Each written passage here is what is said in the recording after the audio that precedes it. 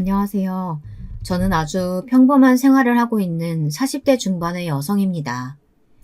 요즘 들어 밤마다 잠이 오지 않고 갑자기 몸에서 열이 확 나는 게 갱년기를 심하게 앓고 있습니다. 게다가 제 주변에 일어나는 일들이 제 화를 더욱 돋구고 있었거든요.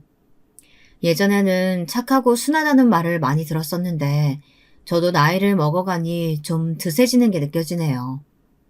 제 또래의 여성분들은 아마 고개를 끄덕이실 거라고 생각됩니다.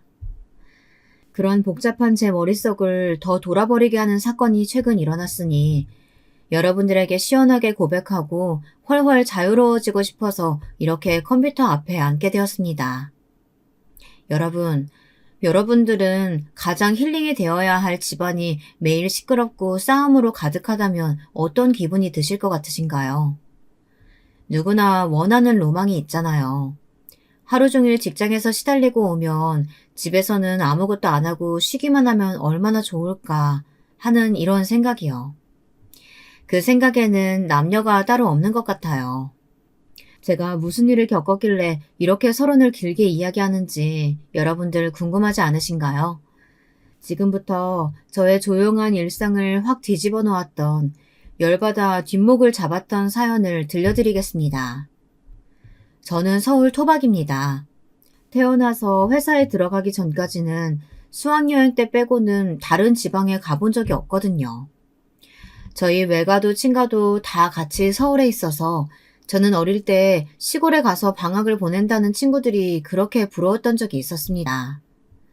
계약하면 까무잡잡하게 타서는 곤충 채집을 했다, 시냇가에서 송사리를 잡고 놀았다는 친구들의 자랑을 들으면 나는 왜 친가 외가가 다 서울인지 집에 가서 엄마한테 투덜거리곤 했었습니다. 그런 말을 들을 때마다 저희 엄마는 저에게 해주신 말씀이 있었는데요. 그 말은 바로 이런 것이었어요. 엄마, 우리 외할머니한테 시골로 이사 가시라고 하면 안 돼? 아님 동작동 친할머니한테 시골로 가시라고 하자. 어? 나 시골에서 여름방학 보내고 싶단 말이야. 그건 아무래도 어렵지. 두 분 다 친구분들이 서울에 계신데. 그러지 말고 네가 결혼해서 시골 내려가면 되잖아. 아니면 나중에 여러 군데 여행 돌아다닐 수 있는 직업을 갖든지. 너도 나중에 크면 아마 서울이 제일 좋다는 생각만 들걸? 제 어머니는 정말 예언자가 아니었을까 지금은 그런 생각이 듭니다. 우스갯소리지만 저는 지금 서울에 살고 여행 가이드를 하면서 해외나 제주도 등 주로 비행기를 타고 돌아다니는 사람이 되었거든요. 아마도 그때 들은 어머니의 충고가 저에게 큰 영향을 주었던 것 같아요. 그때부터 제 목표는 여행을 하면서 돈 버는 직업을 가진 사람이었습니다. 제가 다른 과목보단 영어를 열심히 공부했고 대학을 관광 관련 학과로 가게 된 것 역시 그때 어머니가 툭 던지던 한 말이 제 평생의 목표가 되어서였을 거예요. 저는 지금도 제 직업을 좋아하고 자랑스럽게 생각합니다. 다만 해외 출장이 자주 잡히다 보니까 연애를 진득하게 할 시간이 없었던 것 같습니다. 21살 재수를 해서 대학에 들어갔고 제 또래의 남자들은 다들 군대에 가 있었기 때문에 대학에서도 여자들 얼굴만 보고 살았습니다. 자연스럽게 공부만 하게 되었다고 할까요? 그러다 보니 여러 남자들을 만날 시간도 숙기도 없었던 것 같습니다. 제가 30이 넘도록 남자를 데려오지 않자 어머니는 조금씩 걱정이 되셨나 봐요. 얘 진이야, 너 사귀는 사람 아직도 없어? 그럼 이 엄마가 중매하는 아줌마한테 부탁을 좀 해볼까? 사실 동네에 아는 엄마가 있는데 그 사촌 동생이 서울대 나왔대. 엄마는 참 좋아 보이더라. 사람도 수더분하게 생기고. 엄마, 저 아직 결혼 생각 없어요. 그리고 수더분하게 생겼다는 게 잘생긴 사람이 아니잖아요. 말이야, 바른 말이지. 너도 완전 예쁜 애는 아니잖아. 그게 딸한테 엄마가 할 소린가? 다른 사람들이 다 못생겼다고 해도 엄마는 자기 자식 예뻐 보인다는데 우리 엄마는 너무 객관적이라고. 그렇게 30대의 문턱에 들어서게 되었습니다. 그동안 여행사에서 단체 관광 손님이었던 몇 명의 남자에게 가볍게 전화번호나 달라는 말을 들은 적은 있었지만 모두 정중하게 거절했어요. 모두 제 스타일도 아니고 일하는 중에는 그런 상황이 싫었기 때문이었습니다. 저는 일 관계의 사람은 사적으로 만나고 싶지가 않았습니다. 제 어머니는 그런 저를 보다 못해서 동네 중매 잘하는 아주머니에게 제 프로필이랑 전화번호를 주고 저에게 선을 보라고 재촉하기 시작했습니다. 남자에 아주 관심이 없는 사람은 아니니 사진을 보고 제 취향의 얼굴을 가진 사람이 있으면 저도 소개팅을 나가겠다고 어머니께 말해두었고요. 네 얼굴을 보고 말해. 그냥 못생기지만 않았으면 됐잖아. 남자가 장래성이 중요하지. 뭐 얼굴 뜯어먹고 살 거야? 엄마, 능력은 나도 있어. 그러니까 시댁적으로 깐깐한 사람 말고, 누나 많은 사람 말고, 그래도 얼굴이 어느 정도 생겨야 만날 거니까. 뭐 그런 줄 아세요. 그런 조건을 아무렇지 않게 말한다고 엄마는 저에게 혀를 찢찢 찼습니다. 안 그래도 결혼하기 힘들 것 같은데 사람까지 가려가면서 만나려고 한다고 말이죠. 하지만 제 남은 인생을 좌우할 결혼인데 아무나 보고 그냥 갈 수는 없잖아요. 안 그렇습니까? 그렇게 남자 3명을 만나보았지만 모두 제 마음에 확 들지는 않았어요. 첫 번째 사람은 저도 그도 서로 마음에 들지 않아 커피만 마시고 나왔고, 두 번째 남자는 저를 마음에 들어 했지만 너무 뚱뚱하고 오타쿠 같은 사람이었어요. 그리고 세 번째 남자는 키도 크고 직업도 괜찮았지만 누나가 3명이나 있었습니다. 세 번째 남자가 가장 아까웠습니다. 그렇게 3명과 잘 안 되자 중매하는 아주머니도 제 취향이 너무 까다롭다고 하면서 혀를 차는 것이었습니다. 지니 엄마, 도대체 지니는 어떤 남자가 좋대? 혹시 막 그 나이에도 아이돌 좋아하고 그러는 건 아니야? 이 동네 사람 중에 그런 잘생긴 사람이 어딨어? 이제 얼굴 좀 그만 밝히고 대충 누구든 잡아서 시집 가야지. 내년에 32 되면 더 시집 못 가. 아유, 그러게나 말이야. 나도 답답해서 죽을 것 같다니까. 저번에 세 번째 남자 말이야. 공무원이고 집안도 괜찮으니 좋더구만. 근데 누나가 3명이라고 안 간대. 쟤는 눈 깜짝도 안 하는데 내가 다 아깝더라니까. 제가 듣고 있는데도 두 엄마들은 거침없이 제 흉을 보면서 눈이 높다느니 제 처지는 생각 안 한다느니 그런 말들을 하시는 거예요. 저는 화가 나서 엄마에게 성 그만 보고 제가 알아서 남자 만나면 데려오고 아니면 평생 혼자 지내겠다고 폭탄 선언을 했습니다. 그랬더니 엄마 역시 도저히 중매 아주머니에게 미안해서 더 이상 소개 못 해주겠다고 하더라고요. 그렇게 소개팅이 없었던 일이 되었을 때쯤 저는 제 남편을 만나게 되었습니다. 남편은 우리 여행사를 광고해주는 광고 대행사에 다니는 사람이었어요. 처음엔 순수하게 일만 생각했고 3개월 동안 일 관계로 만나는 저도 남편도 그저 업무 파트너일 뿐이었습니다. 그러다 식성도 영화 취향도 둘이 거의 똑같다는 것을 안 후에는 저와 남편은 급속도로 호감이 되었습니다. 제가 키가 170cm인데 남편은 175cm로 저와 그다지 차이가 안 났어요. 이제까지 제 키가 크니까 저는 키 큰 남자를 만나야 옆에서 걸을 때 조금이라도 제가 귀여워 보이겠다 생각했었는데요. 그래서 이상형은 무조건 180cm 이상이었습니다. 그런데 사랑에 빠지니까 그런 것도 눈에 들어오지가 않더군요. 어느 날 저는 일 끝나고 같이 술을 마시면서 은근하게 남편을 떠보았습니다. 저기 뭐 하나만 물어볼 게 있는데 솔직하게 대답해 줄래요? 뭔데요? 어려운 질문만 아니면 다 대답할 수 있죠. 키 크고 머리 짧은 여자 어떻게 생각해요? 남편은 저를 훑어보면서 눈을 크게 떴습니다. 제가 그 키 크고 머리 짧은 여자라는 건 누가 봐도 알 수 있었거든요. 남편은 입꼬리를 올리면서 웃더니 저에게 오히려 되물었습니다. 그럼 보통 키에 호리호리한 남자 좋아해요? 좋아하면 나도 대답할게요. 네, 좋아하는 것 같은데. 그쪽은 어떻게 생각해요? 나도 지니 씨 좋아요. 우리 사귀어볼래요? 남편의 첫마디에 감격한 저는 고개를 끄덕였습니다. 어떻게 될지 모르니 당분간 엄마에겐 비밀로 하기로 했는데요. 저도 해가 바뀌면 32이고 남편도 35이 되는 형편이라 저희들은 그다지 길게 연애할 시간이 없었습니다. 결국 사귄 지 6개월도 안 돼 우리는 서로의 어머니들에게 인사를 가기로 약속을 했어요. 그동안 남편에게 단점 같은 건 안 보였기 때문에 저는 아주 마음을 푹 놓았는지도 모르겠습니다.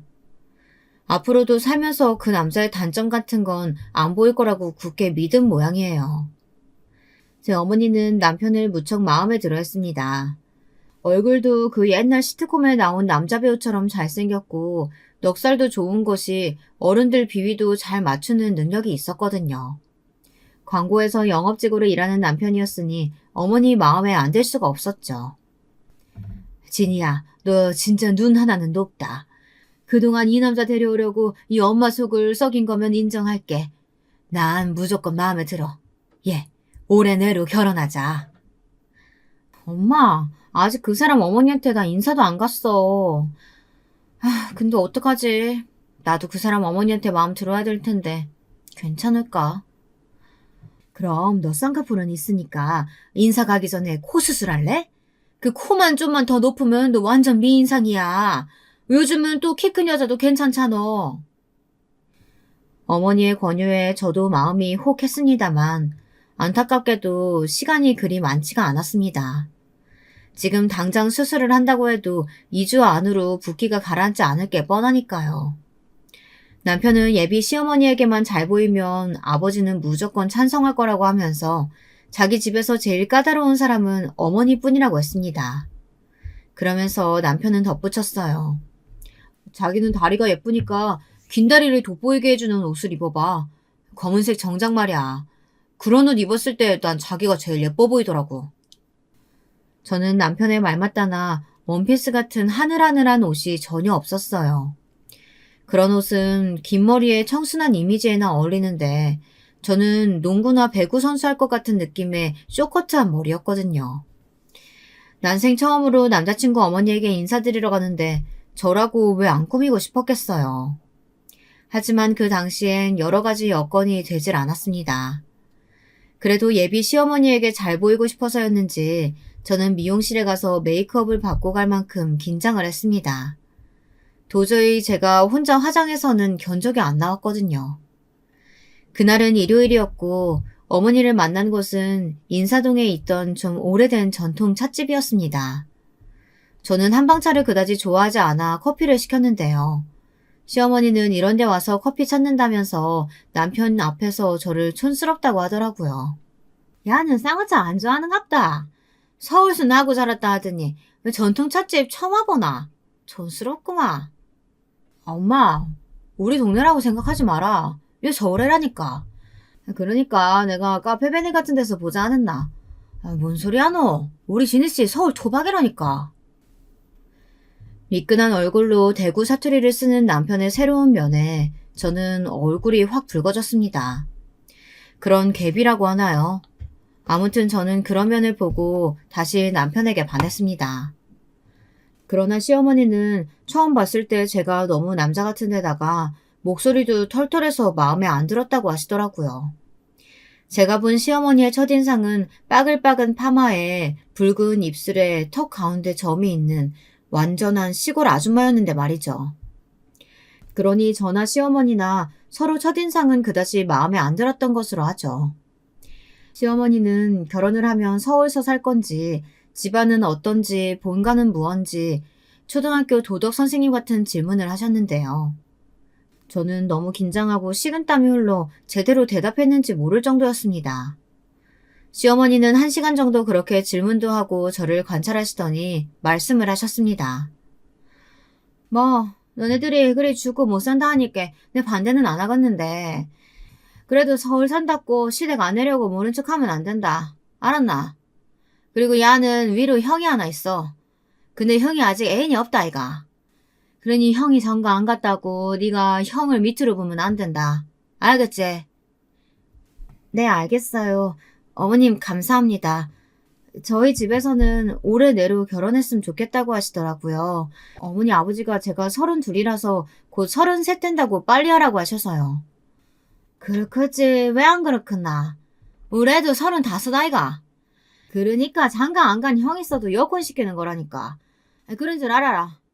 이렇게 남편과 저의 결혼은 우여곡절 끝에 이루어졌습니다. 다행히 저나 남편이나 서울 중구에 직장이 있어 집은 그 근처로 잡았습니다. 버스로 10분 출퇴근 거리에 있는 방 2개짜리 빌라에서 처음으로 신혼살림을 차렸는데요. 남편은 집 보증금은 자기가 한다면서 꽉 믿으라고 큰 소리를 탕탕 쳤습니다. 하지만 결국은 예산보다 모자라서 3분의 1은 제가 됐고요. 게다가 남편 자취방에 있던 가전들을 TV만 빼고 거의 다 가져오다시피 했습니다. 그래도 남편이 TV는 새 평면 TV로 사야 되지 않겠느냐고 말하더라고요. 시댁은 대구에서 쭉 살다 아버님이 사업하다 한번 망해먹은 적이 있다고 합니다. 그 후 경산으로 쫓기듯 이사를 갔는데 집안에 돈이 하나도 없었거든요. 그래서 남편이 취직하고 모았던 돈으로 알아서 신혼집도 구하고 살림은 있는 거 쓰다가 나중에 하나씩 바꾸자고 하며 미안해 하더라고요. 저희 시댁은 결혼식 할 때 몸만 오셔 식사하시고 사진 찍어주시고 그러고 가신 거나 다름이 없었습니다. 아주버님은 시부모님 모시고 기차로 올라와서 남편에게 연신 고개를 숙였습니다. 자기도 농사 짓는 사람이라고 동생 결혼 때 아무 힘도 못 대주는 것이 미안하다고 말이죠. 그때는 그저 이 남자와 결혼할 수 있다는 것만으로도 벅차고 기뻐서 시댁에 돈이 없다는 것이 얼마나 중요한 일인지 생각도 못했습니다. 제 부모님은 신혼살림 사라고 2천만 원을 보태주셨지만 그건 역시 집 전세 얻는데 다 쓰고 말았거든요. 그 때문에 결혼 앨범도 저희들이 셀프 촬영으로 만들고 남편 친구 중에 사진 전공한 사람이 있어 부탁드려 제주도 신혼여행 가서 야외 사진도 찍었습니다. 그때 당시엔 그렇게 하는 가난한 커플들이 많았던 걸로 기억합니다. 그렇게 저는 호기롭게 결혼 생활을 시작했습니다. 세상에 우리 둘을 건드리는 사람들만 없다면 아주 알콩달콩 잘 살 수 있다고 큰 소리도 탕탕 치면서 말이죠. 저는 친정어머니에게도 말했습니다. 매주 친정집에 갈 수 없을 거라고. 물론 시댁은 지방이라서 더 자주 못 가지만요. 아무래도 여행사 일은 주말이 더 바쁘니까요. 시어머니께도 제가 하는 일이 자주 출장을 가고 주말도 없는 일이라고 미리 말씀을 드렸습니다. 그때는 시어머니가 알겠다고 수긍을 해주셔서 저는 마음을 너무 놓았던 것 같습니다. 결혼을 하고 3개월이 지나자 시어머니는 슬슬 전화를 해서 저한테 언제 시골에 내려오는지를 물어보셨어요. 애기냐? 난데 다음 주에 시아버지 생신이다. 아무리 바빠도 다음 주 주말에는 경산 좀 내려와라. 알았나? 아, 어머니, 저도 내려가고 싶은데 제가 다음 주에 동남아로 가이드를 가야 돼서요. 죄송한데 남편 편에 선물 보내드릴게요. 정말 죄송해요. 너네 회사에 너밖에 일할 사람 없다 하더나. 아무리 바빠도 결혼하고 처음 만난 시아버지 생신에 못 오겠다는 게 말이 되나? 시끄럽구만. 딴 사람 그 동남아 보내고 닌 경산으로 와라. 알았지? 시어머니의 전화는 일방적으로 쭉 끊겼고 저는 다급하게 신랑에게 전화를 걸어 어떻게 해야 하냐고 의논을 했습니다. 처음엔 신랑이 시어머니를 잘 설득해 보겠다고 걱정하지 말라고 하길래 저는 남편의 말만 믿었죠. 그러나 그날 퇴근하고 집에 오니 남편이 걱정스러운 표정으로 말하는 것이었습니다. 시골 엄마한테 계속 전화 오는데 어떡하지? 그래도 당신이 결혼 초기에 며느리 노릇 잘 해놔야 나중에 할 말이 없지. 그 동남아 가이드 일정은 회사에다 다른 사람 시키면 안 되냐고 물어봐봐. 당신 결혼한 지 얼마 안 됐으니까 사장님이 이해해 주시지 않을까? 당신이 말 못할 것 같으면 내가 부탁해볼게. 사장님이랑 나 친하니까. 아니, 당신 어머니 설득해본다고 큰소리 떵떵 칠 땐 언제고. 당신 사실 어머니가 무서운 거지. 35이나 먹어가지고 어머니 말이라면 무조건 내내 하는 예스맨인 거 아니냐고. 난 당신이 이제까지 너무 좋기만 했는데 좀 실망이야. 남편은 제 말이 안 입곱게 생각됐는지 주먹을 쥐고 입술을 악 물었지만 아무 대답도 할 수가 없었나 봐요. 그 말이 전곡을 찌른 거나 마찬가지였을 테니까요. 저는 도저히 사장님께 말을 못하고 끙끙 앓고 있었는데 언제 만났는지 사장님이 제 남편이 부탁하더라고 하며 동남아 가이드 일정을 빼주더라고요. 그러면서 사장님은 싸늘하게 덧붙여 말했습니다. 진희씨, 내가 신혼 3개월 차에 시부모님한테 효도 좀 해야 한다고 하도 자기네 남편이 부탁을 해서 이번만 미쓰리한테 자기 대신 동남아 가라고 하는 거야. 다음엔 이런 일 없었으면 좋겠어. 효도도 좋지만 사회생활이 먼저 아니겠어? 결국에 저는 사장님에게 미안해서 죽을 것 같은 역적이 되고 가고 싶지 않은 시댁에 가게 되었습니다. 그날 가이드 일정이 없었더라면 저도 아버님 생신에 마음 편하게 가서 시키는 대로 음식도 하고 인사도 드리고 효도하고 오는데 아무런 반감도 없었을 테지만 결과적으로 어머니는 제 직장 생활을 무시하신 거나 마찬가지였습니다. 거기다 남편은 불을 붙인 꼴이었고요. 시아버지의 생신 전날 저는 결혼하고 두 번째로 시댁에 갔습니다. 저희 시댁은 시골에 있는 집이라 그때 당시만 해도 화장실이 집 밖에 있었거든요. 겨울에는 추워서 화장실에 가고 싶지 않을 정도였어요. 저는 시댁에 가보고 나서 시골집에 대한 낭만이 싹 사라져 버렸습니다. 너무 불편하고 좁고 여름에는 덥고 겨울에는 추운 시골집은 도저히 계속 살 수 있는 곳이 못 되었습니다. 저는 그런 시댁에서 며칠씩 자고 싶은 마음이 더더욱 없었어요. 하지만 저만 빼고 시댁 사람들은 그 집에 아무도 불평불만이 없었던 것 같아요.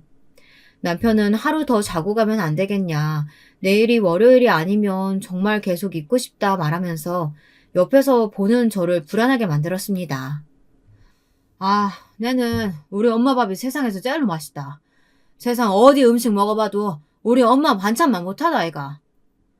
아이고, 그랬나. 하모, 이 엄마가 손맛이 좀 있긴 하지. 안 그랬나? 애기 니도 맛있나? 아, 네, 맛있어요. 어머니 음식 솜씨 좋으시네요. 맛이 없지는 않았지만 눈에 확 띄게 맛있는 솜씨도 아니었습니다. 저는 서울 사람이라서 막 짜고 매운 입맛이 아니어서 그런지 시댁에서 밥을 먹고 오면 꼭 배탈이 났거든요. 게다가 시어머니는 먹던 것을 그대로 넣어 냉장고에 보관하시고 덜어서 먹는다는 개념이 없는 것 같았어요. 그저 그릇째로 어떨 때는 랩을 씌우는 것조차 잊어버리기도 하셔서 냉장고에서 말라붙은 반찬 찌꺼기 같은 것들이 많았습니다. 그걸 볼 때마다 저는 저절로 얼굴이 찌푸려지는 게 냉장고 정리를 해드리고 싶었지만 시댁 살림을 맘대로 건드리면 안 될 것 같아 꾹 참았습니다. 그리고 시어머니는 음식을 버리면 벌 받는다고 하시면서 뭐든 만들어 놓으면 끝까지 드셨어요. 오래돼서 곰팡이가 나도 그 곰팡이만 쓱 떠내고 다시 드시는 분이었습니다. 저랑은 여러 가지로 맞지 않는 사고방식이었습니다. 비위생적이기도 하고요. 그렇게 억지로 시아버지의 첫 번째 생신을 보내고 서울로 다시 돌아온 저는 다음부터는 회사 일이 먼저이니 그런 일이 있으면 저에게 맡겨달라고 남편에게 조심스럽게 이야기했습니다. 그랬더니 남편은 도리어 저에게 화를 내는 것이 아니겠어요? 아, 내가 당신이 직접 말하면 불편할 것 같아서 말도 못하고 있길래 사장님이랑 단판 지어서 해결해 준 거잖아. 그런데 고맙다고 말은 못할 망정. 뭐라고? 간섭하지 말라는 거 아니야. 결혼했으면 시댁 친정 이래도 상관을 하고 살아야지. 당신 혼자서 살던 세상 아니야. 이제는 서로의 집안에 대해서도 할 도리는 해야 한다고. 그래, 그 부분은 나도 알아. 서로 할 도리는 해야지. 하지만 미리 약속된 것도 아니고 회사 스케줄까지 빼가면서 꼭 참석해야 할 큰 행사였어? 환갑이나 칠순도 아니었고 그저 그냥 생신이었던 거잖아. 내 말이 틀려? 당신은 만약에 회사에서 출장 잡혔는데 우리 엄마가 생신이라고 오라고 한다면 기분이 어떻겠어? 당연히 출장 빼고 갈 정도로 효자야? 당연하지. 난 장모님도 부모님이니까 그렇게 했을 거야. 당신은 그렇게 안 했을 거라는 거 아니야. 와, 정말 당신 냉정한 사람이구나. 남편은 화를 버럭 내며 다른 방으로 들어가 문을 쾅 닫고 나오지 않았습니다. 3개월 만에 첫 부부싸움을 한 우리는 며칠간 냉랭한 채로 보냈습니다. 서로 얼굴을 마주치지도 안방에서 같이 자지도 않았습니다. 남편은 작은 방에서 바닥에 이불을 깔고 지냈고 저는 큰 침대를 혼자 차지하고 자는 게 아주 좋더라고요. 그렇게 일주일이 지나자 남편이 퇴근하고 오랜만에 외식이나 하자고 문자를 보냈습니다. 싸운 지 일주일이나 됐는데 이제는 화해해야 될 것 같아서 오늘 퇴근하고 밖에서 저녁 먹고 들어가자. 끝나고 당신네 회사 앞에서 기다릴게. 남편의 문자를 받고 저는 속이 좁지만 이겼다는 생각이 들더군요. 제가 잘못한 게 없는데 화를 먼저 낸 건 남편이고 저는 혼자 자는 것도 나쁘지 않았거든요. 작은 방에서 몸을 구겨 넣으며 작은 이불을 덮고 자던 남편이 그게 불편해서 이런 화해의 제스처를 보내온 게 아닌가 생각이 듭니다. 그날 강남의 패밀리 레스토랑에서 밥을 사준 남편은 이제 그만 안방으로 들어오고 싶다는 뜻을 내비쳤습니다. 제가 못 들어오게 막는 것도 아닌데 왜 그러는지 저는 이해가 안 됐지만 선선히 웃는 얼굴로 말했습니다. 그래, 당신이 나한테 소리 지른 것만 사과하면 그렇게 해. 내가 잘못한 건 없으니까. 그리고 내가 나가라고 등 떠민 것도 아니고 당신이 제 발로 나가서 작은 방에서 지냈잖아. 끝까지 자기 잘못은 하나도 없네. 소리 질렀던 건 미안해. 하지만 당신도 그런 냉정한 소리 한 건 사과해야 될 거 아니야. 저는 아무 말도 하지 않았습니다. 제가 잘못했다고 생각하지 않았으니까요. 남편은 저보고 독하다고 인정할 줄을 모른다고 뭐라고 하더니 먹던 것도 멈추고 먼저 계산을 하고 밖으로 나가버리더군요. 음식도 더 남았고 저는 아직 배가 고팠지만 어쩔 수 없이 급하게 남편을 따라 밖으로 나갔습니다. 그러나 남편은 그새 주차장에서 차를 빼더니 제가 기다리라고 소리를 지르는 것도 들은 척 안 하고 그대로 먼저 집으로 가버렸습니다. 저는 너무 약이 올라서 부들부들 떨면서 남편에게 전화를 했어요. 당신 빨리 이리로 다시 안 와? 나 안 데리러 오면 진짜 화낼 거야. 그렇게 혼자 잘났으면 택시 타고 집에 오면 되겠네. 내가 당신 택시기사야? 오라면 오고 가라면 가게? 알아서 와. 이 집안 사람들은 자기 할 말만 하고 전화를 끊어버리는 것이 다반사였습니다. 그날을 기점으로 저는 남편에게 아무런 기대도 사랑하는 감정도 없어져 버리고 말았습니다. 그냥 허울뿐인 껍데기만 부부로 살아왔던 것 같아요. 물론 그동안 좋았던 기억이 하나도 없었다고는 말은 못하겠지만 그걸 붙들면서 평생을 살고 싶지는 않았습니다. 언젠가 무슨 꼬투리가 하나라도 걸리면 이 사람과 이혼을 하고 자유를 찾고 싶다는 열망이 마음속에 점점 자리를 잡았습니다. 그러다가 결혼 1년 반 만에 첫 아이를 임신하게 되었습니다. 애를 낳기 2달 전까지 저는 여행사에서 계속 일을 하였고 여행 중기부터는 해외 출장을 가지 않도록 사장님이 스케줄을 조정해 주었습니다. 그러다 보니 저는 집에 오면 그대로 누워서 아무것도 못할 만큼 힘들고 몸도 퉁퉁 부었습니다. 남편은 처음엔 쓰레기 버리거나 설거지 등등을 도와주었지만 야근이 잦아지게 되자 저희 집은 점점 쓰레기 더미가 쌓여갔습니다. 저는 불안한 마음에 친정엄마에게 도와달라고 전화를 하게 되었습니다. 엄마, 남편이 집안일 못할 정도로 늦게 들어와. 나 몸이 너무 무거워서 그런데 우리 집에 와서 일 좀 도와줄 수 있어요? 그래, 알았다. 내일 아침 일찍 갈게. 진작에 얘기를 하지. 너 혹시 어디 아픈 거 아니니? 산부인과라도 한번 가보자. 내일은 월차라도 내. 친정엄마의 걱정 가득한 목소리에 전화를 끊고 나자 저는 눈에 눈물이 차올랐습니다. 이런 때에 집에 없는 남편에게 서운한 마음, 그리고 친정엄마에게 미안함에 서러운 마음이 파도처럼 밀려왔습니다. 저는 엉엉 소리내어 울다 목이 막혀 꺽꺽대고 결국은 화장실에 가서 울다 토하기까지 했습니다. 다음날 친정어머니는 집에 오셔서 집 안에 있는 쓰레기도 다 버려주시고 반찬 만들어 오신 것도 냉장고에 넣은 후 저와 함께 산부인과에 가셨습니다. 산부인과에서는 경미한 임신 우울증과 함께 혈압이 조금 높으니 임신 중독증이 되지 않도록 적당한 운동을 하라고 했습니다. 산후 휴가를 받기 전에 밀린 일들을 다 하려고 하다 보니 매일 외식만 하고 운동도 8개월이 되도록 한 번도 안 했으니 어쩌면 당연한 결과였습니다. 내가 너 애기 낳을 때까지 너희 집에서 살림 좀 해줄까? 네 아빠한테 허락만 받으면 그럴 수 있을 것 같은데. 너도 네 남편한테 한번 얘기해봐. 정말? 엄마가 그래주면 난 참 좋은데 아버지가 괜찮을까? 2달간 아버지 혼자 밥해서 드실 수 있을라나? 친정엄마는 아버지에게 이야기해보고 다시 오시겠다고 하면서 친정으로 돌아가셨습니다. 하지만 친정아버지는 출가했으면 죽이 되든 밥이 되든 너희들이 알아서 하라면서 엄마를 저희 집에 보내주지 않으려고 하셨습니다. 저는 아버지가 좀 원망스러웠지만 어쨌든 아버지도 어머니가 필요하신 것 같으니 어쩔 수 없다고 생각했죠. 집안에는 도움이 하나도 안 되고 있는 남편이 있어서 문제였죠. 그렇게 일주일간 밤 10시 넘어 퇴근을 하다가 저는 임신 중독증으로 쓰러져 입원을 하게 되었습니다. 제가 응급으로 대학병원에 입원을 하고 거기서 출산까지 쭉 이어지는 동안 남편은 친정집에 들어가서 1달간 출퇴근을 했다고 하더군요.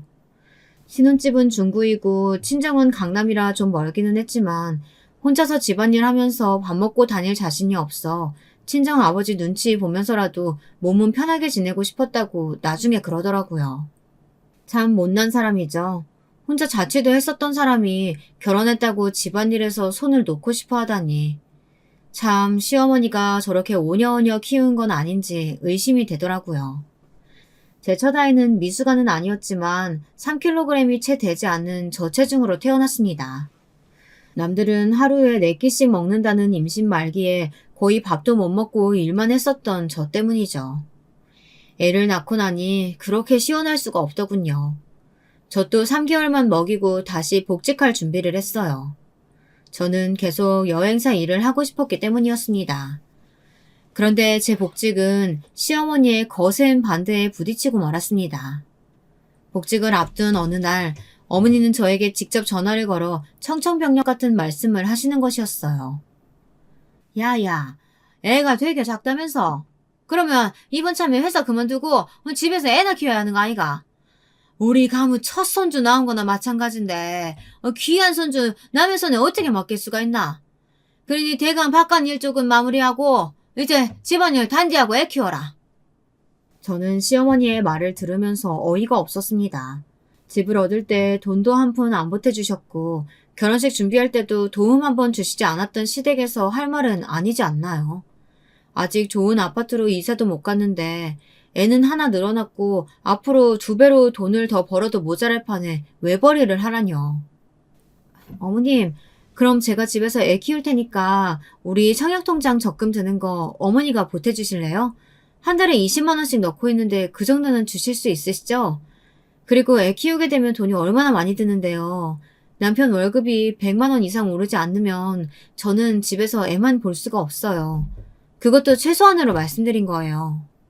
뭐라고? 아니 그럼 시골로 내려오면 되는 거 아이가? 이 동네에 얼마나 멀쩡한 빈집들이 많은데. 그리고 뭐 네가 벌면 얼마나 번다고 애도 못 키우면서 회사를 다녀야 한다는 거냐. 가족이 먼저지 니는 돈이 먼저가. 시어머니의 호통소리에 저는 갑자기 울컥해서 전화통을 붙잡고 울면서 막 소리를 쳤습니다.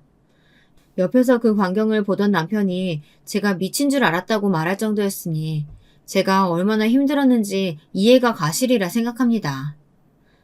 어머니, 이런 말 안 하려고 했는데요. 어머니가 저희 결혼할 때 뭐 보태주신 거 하나라도 있으세요?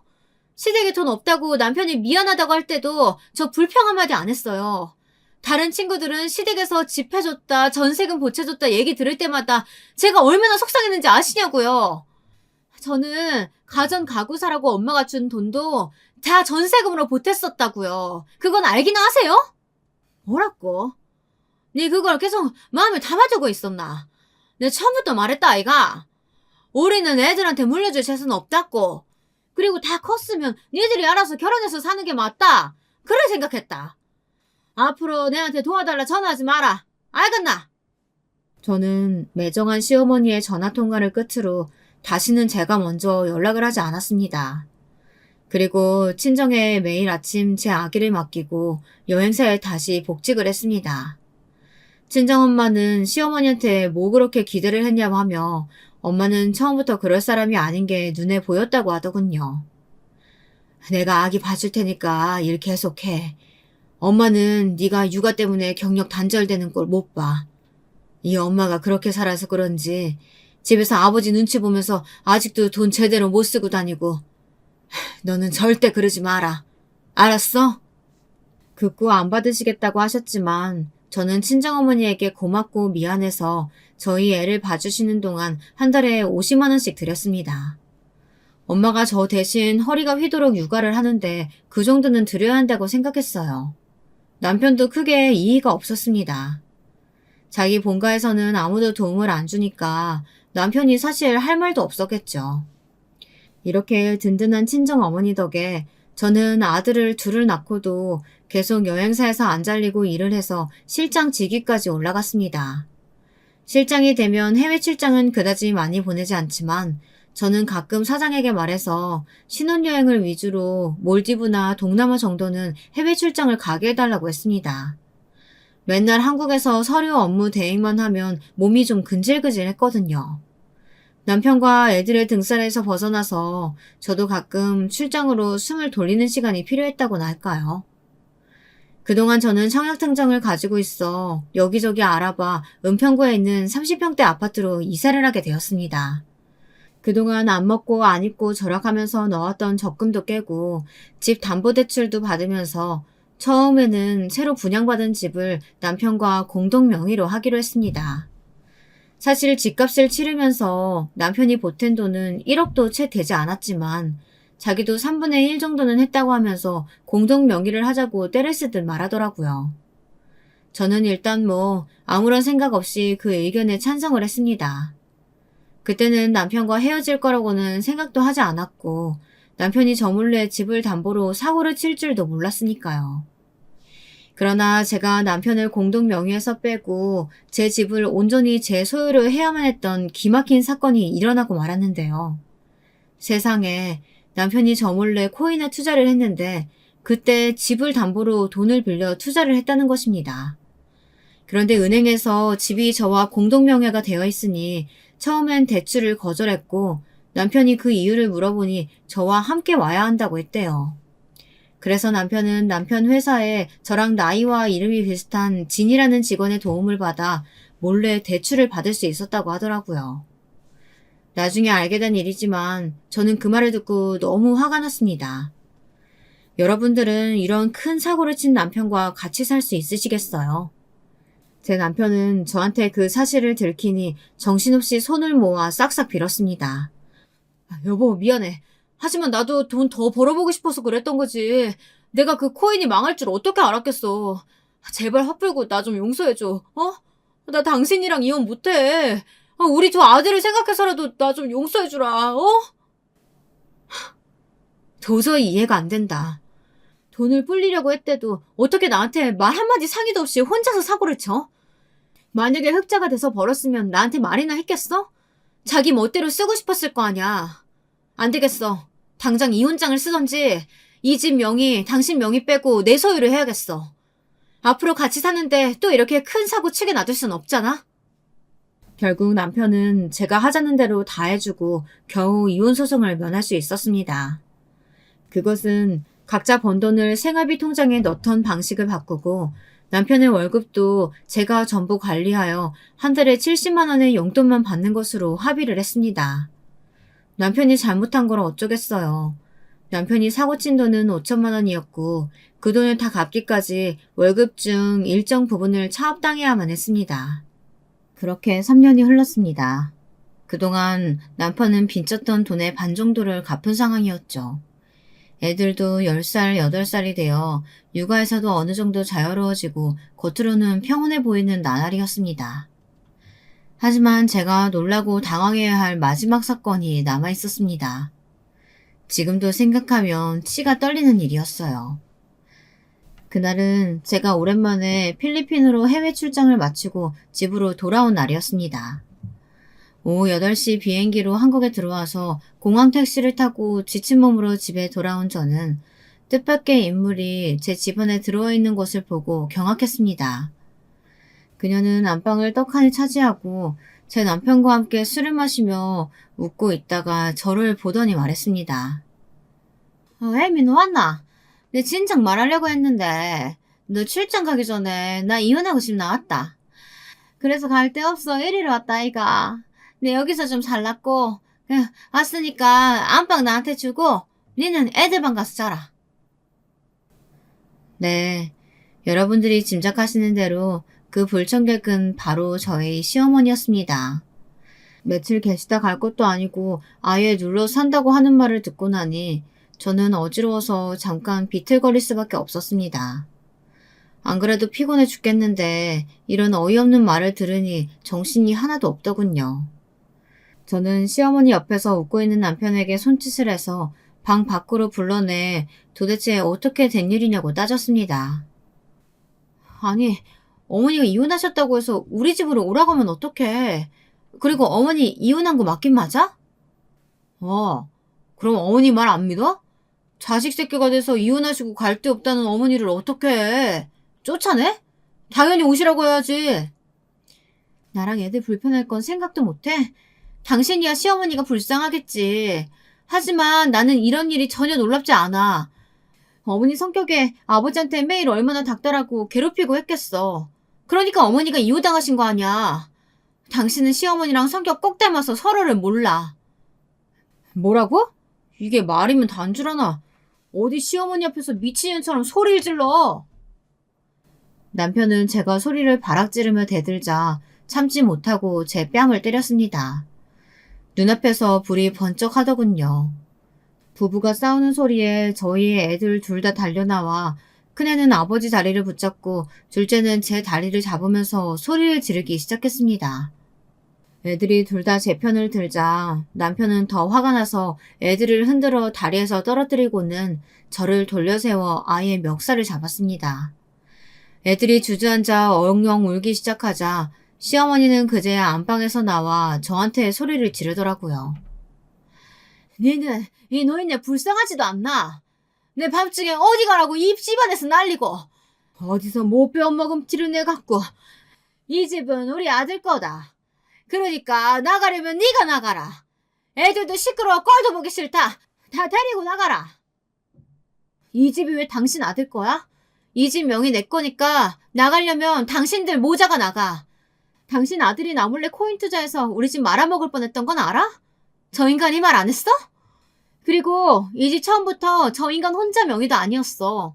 공동 명의였다가 저 인간이 빚을 5천만 원이나 져서 뺏긴 거지. 이제는 이혼밖에 답 없어. 뭐라고? 그게 정말이야? 아들, 네가 대답해봐라. 시어머니는 눈이 휘둥그레져서 제 남편에게 삿대질을 하며 화를 냈습니다. 당연히 남편은 입이 있어도 말을 못했고요. 시어머니는 제자리에 풀썩 주저앉아 울기 시작했습니다. 아이고, 남편 잃고 아들밖에 비빌 데 없어 왔더니 아들 새끼도 병신이었네. 어째 내 이리 발전을 기구하노? 다 알았으면 당신, 이제 내 시어머니도 아니니까 당장 당신 아들 데리고 이 집에서 나가. 둘 다 꼴도 보기 싫어. 제가 왜 아무 잘못도 없이 안방을 뺏기고 시어머니를 모시고 살아야 되나요? 시어머니도 남편도 저를 기만하고 몰래 사고치고 다닌 것을 생각하면 진작 헤어졌어야 하는데 지금이라도 헤어질 결심을 하고 나니 속이 다 시원하더라고요. 저는 그 다음 날부터 남편과 이혼을 하기 위해 변호사와 상담을 시작했습니다. 시어머니는 당장 갈 데가 없으니 아예 얼굴에 철판을 깔고 제 집에서 먹고 자는 대신 집안일을 조금씩 하셨습니다. 아마도 이렇게 지내다 보면 제가 두 사람을 용서해 줄 거라고 안일하게 생각했겠죠. 그러나 저는 그럴 생각이 없었습니다. 저는 매일 출근하기 전에 시어머니에게 오늘은 집에서 나가시라고 말했습니다. 그리고 퇴근하면 아무 말도 없이 애들을 데리고 안방에 들어가 잠을 잤습니다. 시어머니는 안방을 차지하고 싶었겠지만 2층 침대와 책상만으로도 좁아터진 애들 방에서 잘 수밖에 없었고요. 남편은 옷으로 가득한 방에서 자든지 거실 소파에 몸을 꾸기고 잠을 잤습니다. 그 두 사람은 돈도 없으니 어디 갈 데도 없었을 겁니다. 그런 불편한 동거가 한 달이 지났습니다. 저는 두 사람을 어떻게 제 인생에서 떼어낼까 생각하다가 결국 집을 팔면 된다는 결론에 도달했어요. 그래서 금매로 집을 내놓고 아이들과 함께 지낼 애들 학교 근처에 작은 아파트 전세를 구했어요. 하루 월차를 내고 저는 최소한의 짐을 싸고 집안에 있던 가구들을 몽땅 리사이클 시티에 내놓았습니다. 그리고 저는 애들과 함께 전셋집으로 이사를 왔습니다. 그날 저녁 퇴근한 남편이 화가 잔뜩 난 목소리로 제게 전화를 했더군요. 이게 어떻게 된 거야? 왜 집에 가구가 다 나간 건데? 당신 정말 나랑 이혼이라도 할 참인 거야?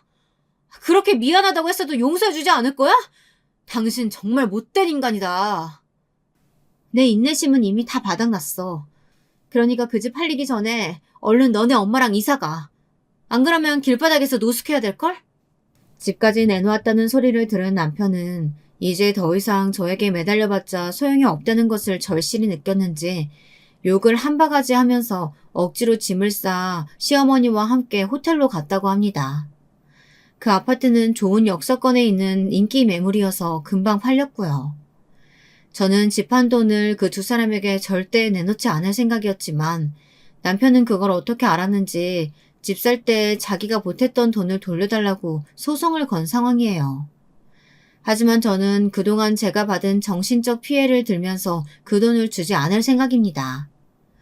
저는 몇 달 전 남편과의 이혼 소송에서 승소했습니다. 그리고 애들의 양육권을 가져오고 남편에게는 양육비를 한 달에 150만 원 받는 것으로 마무리를 했습니다. 법원에서는 남편이 저 몰래 문서를 위조해 대출을 받은 상황이나 저 몰래 코인으로 가정에 경제적인 손해를 끼친 점, 그리고 집이 팔리기 전에 다시 공동 명의로 돌려놓으려고 시도했던 점 등을 들어서 저에게 승소 판결을 내렸습니다. 이로써 제 길었던 남편과의 이혼이 끝났습니다. 저도 아이들도 그날은 케이크를 사서 조그마한 파티를 했어요. 친정 부모님도 새로 이사한 집에 오셔 미역국을 끓여 같이 저녁을 먹었습니다.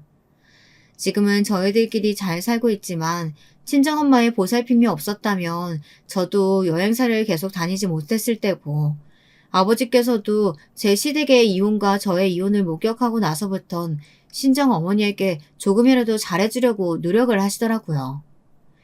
늦게나마 친정아버지도 마음을 돌려 다행이라고 생각합니다. 여러분, 오늘 저의 막장 드라마 뺨치는 사연을 어떻게 생각하셨나요? 비록 시어머니와 남편 때문에 마음고생은 심하게 했지만 이제는 지긋지긋한 그 두 사람도 떼어냈고 애들과 조용하고 행복한 삶을 살아가려고 합니다.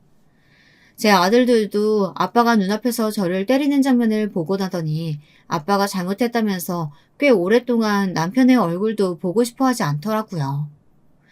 그러다가 또 핏줄이 끌렸는지 남편은 최근에 애들의 면접 교사권을 신청했습니다. 지금 당장은 들어주지 않겠지만 애들도 크면 제 친부를 볼 권리를 행사하게 될 날도 있겠죠. 저는 막을 생각은 없습니다. 하지만 시댁에서 애들 친권을 뺏어가려고 한다거나 내 아빠가 애들을 양육하겠다고 나서는 것만은 막을 생각이에요. 그 콩가루 집안에 애들을 맡겼다가는 어떻게 될지 모르니까요. 저는 이번 일을 겪고 나서 사람 보는 눈을 조금 키웠다고 생각합니다.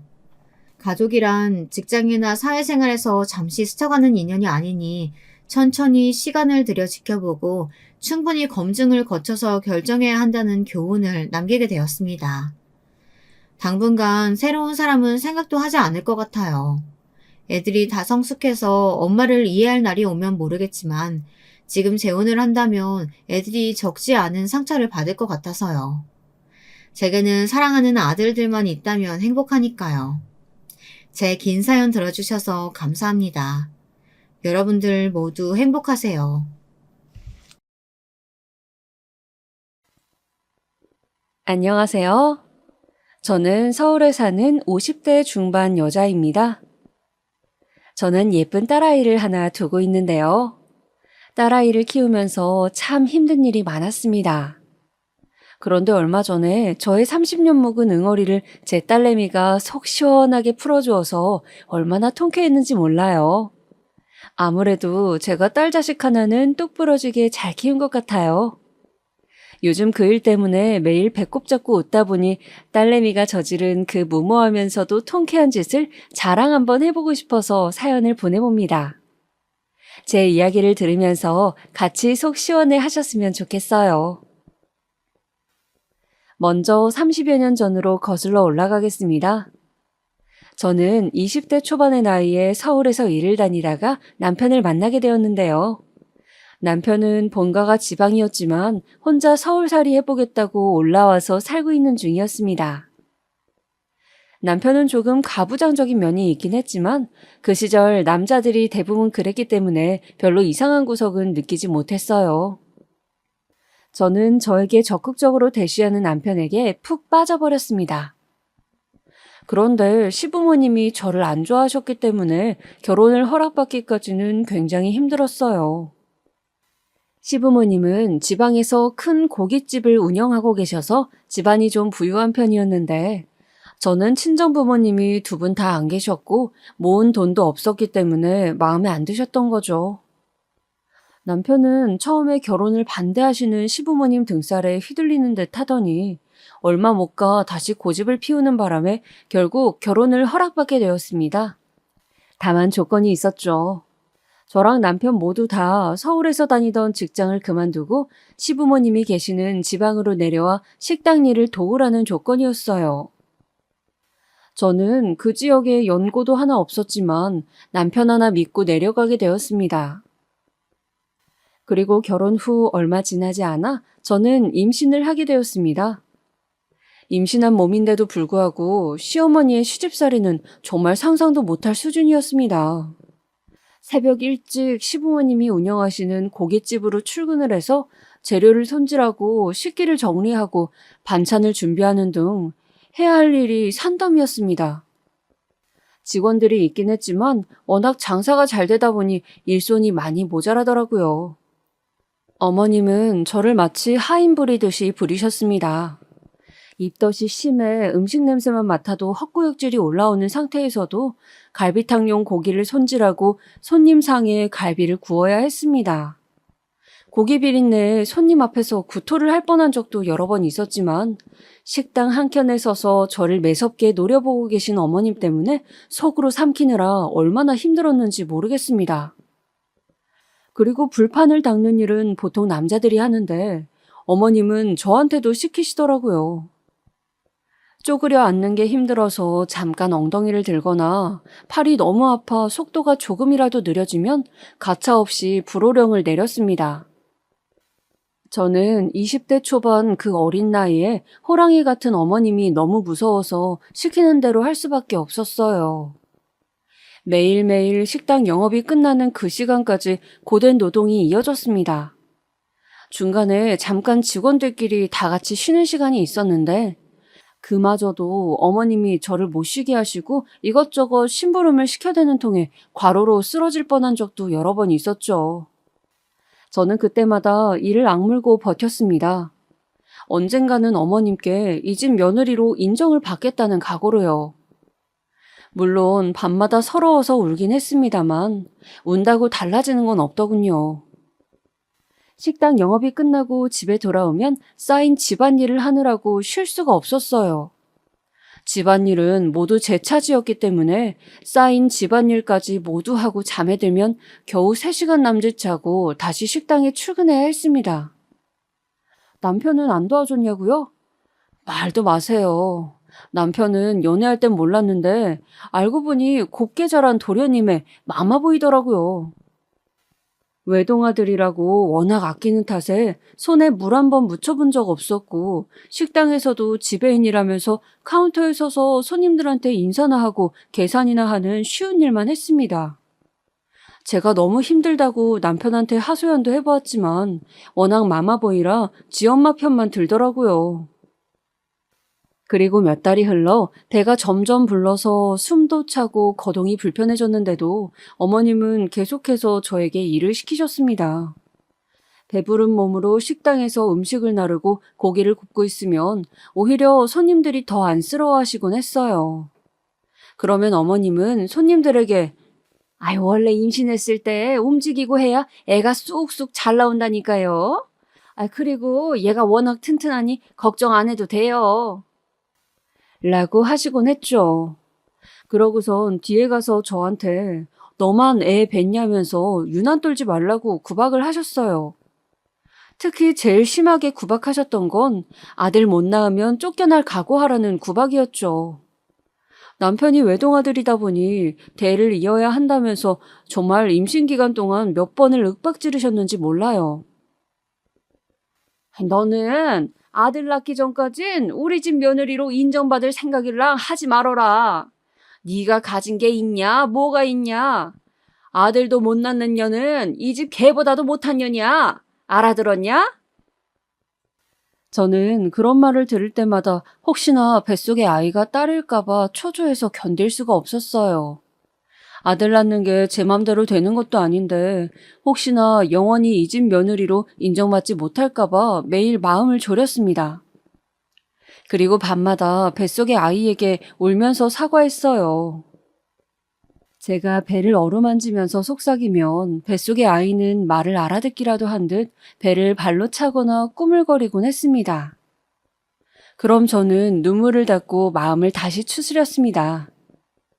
이런 저의 곁에는 제 편이 한 명도 없었기 때문에 매일 혼자 마음을 굳게 먹고 스스로를 위해야만 했습니다. 남편마저 어머님 편이니 얘기할 사람이 없어서 더 답답하더라고요. 그래서 저는 임신 6개월쯤부터 일기를 쓰기 시작했습니다. 오늘 하루 동안 서러웠던 일, 힘들었던 일들을 일기장에 또박또박 적다 보면 하루 동안 쌓인 한이 제 마음속을 빠져나가 일기장에 차곡차곡 쌓이는 느낌이었습니다. 이렇게라도 마음속에 있는 이야기를 꺼낼 수 있게 되니 조금은 해소가 되더라고요. 일기장은 혹시나 누가 볼까봐 결혼할 때 가져온 제 짐 속에 숨겨두었습니다. 그렇게 일기장은 매일매일 조금씩 채워져 임신 막달 때에는 노트 5권 분량은 좋게 되더라고요. 그리고 저는 만삭 때까지 그렇게 모진 구박과 시집살이를 견디며 살다가 초겨울의 어느 날 10시간의 힘든 진통 끝에 아이를 낳게 되었습니다. 하늘이 무심하게도 아이는 딸이었어요. 이제 막 나온 피덩이 아이를 본 어머님은 딸이라는 걸 알자 혀를 끌끌 차더니 고개를 획 돌리곤 나가셨습니다. 남편도 어머님을 따라서 나가버리더라고요. 저는 아이에게 미안한 마음에 서럽게 울 수밖에 없었습니다. 그리고 어머님은 항상 저에게 하던 그 말씀이 진심이었는지 기어이 그 말씀을 지키시더라고요. 출산하고 몸조리도 하지 못한 채 골골대며 아이 보랴 집안일 하랴 정신없던 저는 그 추운 날 시댁에서 쫓겨나고야 말았습니다. 어머님은 제가 아이를 낳은 후 저에게 말도 섞지 않고 매일매일 무섭게 노려보기만 하시더니 출산한 지 한 달 정도 지난 어느 날 저에게 다짜고짜 짐을 싸서 집을 나가라고 소리치시더라고요. 이년아, 너 내가 했던 말 기억나지? 너같이 아들도 못 낳는 년은 이 집 개보다도 못한 년이라고. 개는 새끼라도 잘났지 너는 도대체 뭐냐? 나는 고추 안 달린 손주 새끼는 필요 없으니 애 데리고 썩 꺼져라. 어머님의 호통에 아이도 놀라서 울고 저도 놀라 주저앉고 말았습니다. 저는 아이를 안은 채 어머님의 바짓가랑이를 붙잡고 매달렸어요. 어머니, 한 번만 봐주세요. 친정도 없는 제가 여기서 나가면 어디서 살아요? 우리 수진이는 어떡하고요? 어머니, 제발요. 제가 더 잘할게요. 한 번만 봐주세요. 네, 어머니. 어머님은 제가 울고불고 매달리는데도 매정하게 저를 외면하시더라고요. 그러고선 가방 하나를 던져주며 여기에 짐 싸서 당장 나가라고 하시더군요. 저는 어머님께 아무리 애원해봐도 안 통하자 아버님께도 매달려 보았지만 소용이 없었습니다. 아버님은 워낙에 결혼 초기부터 방관자였기 때문에 저에게도 관심이 없으셨어요. 저는 결국 하나 남은 희망, 남편에게 애원을 해보았습니다. 남편만큼은 자기 아내와 자식을 버리지 않을 거라는 신락 같은 희망을 가지고요. 여보, 나랑 수진이 버릴 거야? 여보, 제발 나 좀 살려줘. 나 여기 나가면 우리 수진이랑 어떻게 살아? 제발, 여보. 남편은 어머님 옆에 딱 붙어선 제 말을 들은 척도 안 하더라고요. 결혼 전에 저한테 제발 결혼하자고 그렇게 적극적으로 밀어붙이던 그때 그 남자가 맞는지 믿어지지 않더군요. 결혼 후에 남편이 어머님 편만 들고 어머님 말이라면 껌벅 죽는 줄은 알았지만 이렇게 아무렇지 않게 자기 자식을 버리는 사람일 줄은 몰랐습니다. 결국 저는 남편의 외면에 더 이상 아무 말도 못하고 주저앉아 울 수밖에 없었습니다. 한참을 주저앉아 하늘이 무너져라 서럽게 울던 저를 어머님이 빨리 짐을 싸라며 방으로 끌고 들어가는 통에 어쩔 수 없이 눈물을 닦고 짐을 싸기 시작했습니다. 결혼할 때 가져온 게 없어서 어머님이 주신 가방에 짐이 다 차지도 않더라고요. 제 옷가지와 화장품, 돈도 들어있지 않은 지갑, 그리고 아기 기저귀랑 옷 몇 개가 다였습니다. 그리고 숨겨놓았던 일기장을 꺼내 가방 안에 고이 넣었습니다. 어머님께 하루만 더 있다가 가면 안 되냐고 빌어보았지만 꿈도 꾸지 말라면서 제 등을 떠미시더라고요. 이렇게 급하게 쫓겨날 줄은 생각도 못하고 아기용품도 넉넉하게 사놓지 않았는데 저는 몰라도 이 추위에 겨울옷 한 벌 없이 떨어야 할 아이가 걱정되어 어머님께 마지막으로 한 번 더 애원해 보았습니다. 어머니, 우리 수진이 겨울옷도 없고 기저귀도 이게 다인데 조금만이라도 도와주시면 안 될까요? 이 불쌍한 아기 얼어 죽어요, 어머니. 저는 죽어도 우리 수진이는 안 돼요, 어머니. 제가 울며 하소연을 하자 어머님이 혀를 쯧 차고선 지갑에서 지폐 몇 장을 꺼내서 저한테 던지시더라고요. 이거면 충분할 거라고 더 이상은 못 준다고 하면서요. 저는 허공에 날리는 지폐를 허겁지겁 주워서 주머니에 넣었습니다. 그리고선 저를 내쫓는 어머님한테 허리를 숙여 감사합니다, 감사합니다 라고 인사를 하며 아이와 함께 그 집을 나왔습니다. 제가 나오자 어머님은 인사도 없이 문을 쾅 닫으시더라고요. 저는 앞길이 막막하여 그 자리에 우두커니 서서 한참을 울었습니다. 초겨울의 찬바람이 눈물 젖은 제 얼굴을 마구 핥히고 가더군요.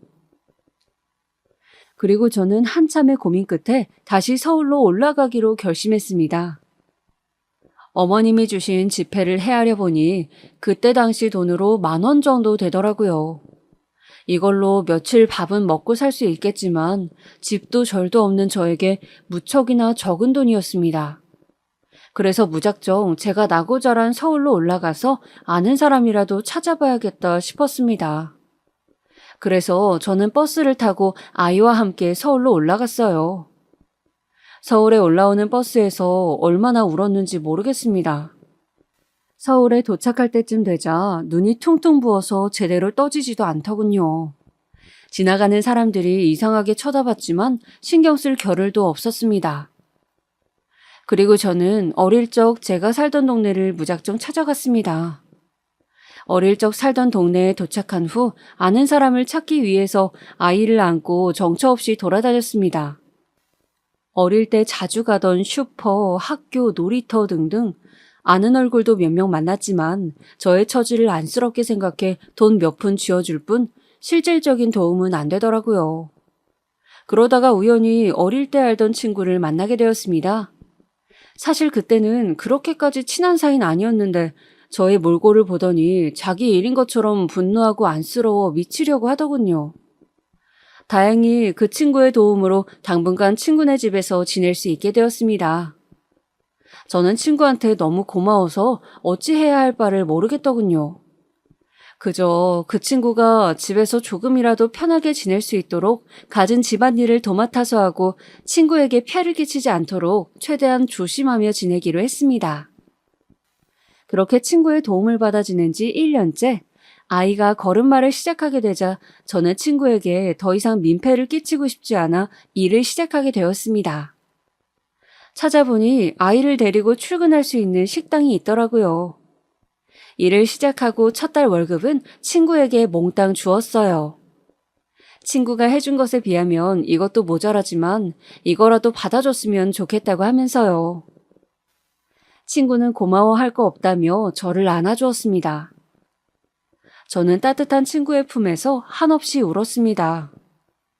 정말 나중에 기회가 된다면 꼭 친구에게 몇 배로 보답하고 싶었어요. 그리고 저는 일을 시작한 지 6개월째 되는 날 친구네 집을 나오게 되었습니다. 친구는 아이가 클 때까지 있어도 된다고 했지만 미안해서 어떻게 그러나요? 저에게 이만큼 해준 것으로도 평생 잊을 수 없는 은혜인데 더 이상 친구에게 부담을 주고 싶진 않았습니다. 아마 서울에 올라와서 친구를 우연히 만나지 못했더라면 저는 아이와 함께 그 추운 겨울에 길바닥에서 얼어 죽었을지도 모릅니다. 저에게 친구는 저와 제 아이의 생명을 구원해준 구원자였어요. 제가 짐을 다 싸고 집을 나서려 하자 친구는 잠깐만 기다려보라며 방에서 짐을 한 보따리 가져와 저에게 건네주더니 이렇게 말하더군요. 갈 때 가더라도 수진이 사계절 옷은 넉넉하게 챙겨가. 앞으로 애 키우랴 일하랴 이런 거 사러 갈 시간도 없을 텐데. 내가 수진이 내 후년까지 입을 수 있게 사이즈별로 담아놨으니까 예쁘게 입혀. 심심하면 우리 집에 가끔 놀러 오기도 하고. 나가서 또 나한테 미안하답시고 연락 끊으면 안 된다? 저는 친구의 마음에 가슴이 따뜻해지는 것을 느꼈습니다. 의지할 곳 하나 없는 저에게 힘이 되어주고 제 편이 되어주는 친구가 너무 고마웠습니다. 그렇게 저는 친구와 마지막 인사를 한 후 집을 나섰어요. 저는 6개월 동안 번 돈으로 월세방을 얻어서 거기서 새로운 생활을 시작했습니다. 친구네 집에서 생활비 부담 없이 살았던 덕에 가능한 일이었어요. 그리고 저는 딸아이를 위해서 매일매일 열심히 살았습니다. 월급은 정말 최소한의 돈만 쓰고 나머지를 전부 다 저축했어요. 저보다도 아이 물건 사는데 돈이 많이 필요했는데 친구가 싸준 아이 옷이 정말 도움이 많이 되었습니다. 친구네 집에는 놀러 가지 못했지만 가끔 통화도 하고 여전히 친하게 지냈어요. 얼마 지나지 않아 친구가 결혼을 하게 되어 아이를 데리고 결혼식도 다녀왔답니다. 저는 새하얀 드레스를 입고 환하게 웃고 있는 친구를 보며 친구가 누구보다도 행복하게 살기를 기도했습니다. 그리고 몇 년이 흘러 아이가 유치원에 갈 나이가 되었어요. 가끔 아이가 아빠는 어디 있냐고 물어봤지만 전 남편 사진 한 장 가지고 있는 게 없어 아빠가 누구라고 얘기해 줄 수도 없더라고요. 그냥 아빠는 할머니 일하는 거 도와줘야 돼서 우리랑 따로 사는 거야. 라고만 이야기했습니다. 아이는 아빠의 얼굴도 몰라서 그런지 아빠를 보고 싶어 하지도 않더라고요. 저는 아이가 좀 더 크고 이해할 수 있는 나이가 되면 그때 엄마랑 아빠랑 이혼했다는 사실을 알려주기로 했습니다. 왜 이혼했냐고 물어보면 뭐라고 대답을 해야 할까 고민을 해봤는데 아무래도 사실대로 얘기하는 것보단 그냥 성격 차이라고 대답해야겠다고 생각했어요. 한겨울에 갓난아기였던 자신을 내쫓았다는 사실을 알게 되면 아이가 충격을 받고 마음의 상처를 입을까봐 걱정이 되어서요. 굳이 안 좋은 얘기는 꺼내지 말아야겠다고 생각했습니다. 유치원에 간 딸아이는 또래 애들보다 똘똘했습니다. 한글과 숫자도 또래 아이들보다 빨리 떼고 자기가 하고 싶은 말을 올바른 문장으로 얘기할 줄 아는 똑똑한 아이였어요. 그리고 주변에서 아역 배우 시켜야 되는 거 아니냐고 할 정도로 얼굴이 예쁘장했죠. 사실 자랑하는 건 아니지만 제가 학창시절에 남학생들한테 인기가 많았거든요. 그래서 어머님 말씀이 법인 줄 아는 마마보이 전 남편도 저와 결혼하겠다고 어머님한테 그 고집을 부린 거겠죠. 아무튼 또래보다 똑똑하고 예쁘장한 아이여서 그런지 주변 사람들의 주목을 자꾸 받게 되더라고요. 영재학교에 보내야 되는 거 아니냐, 배우 데뷔시켜라 등등 주변에서 좋게 봐주시는 건 정말 감사했지만 혼자 벌어먹고 사는 제 처지에 딸아이한테 해줄 수 있는 게 없어서 안쓰러운 마음만 커져갔습니다. 자식한테 해줄 수 있는 건 다 해주고 싶은 게 부모 마음 아니겠습니까? 그런데 보잘것없는 제 능력으로는 나중에 학원을 하나 보내기도 힘든 상황이었어요.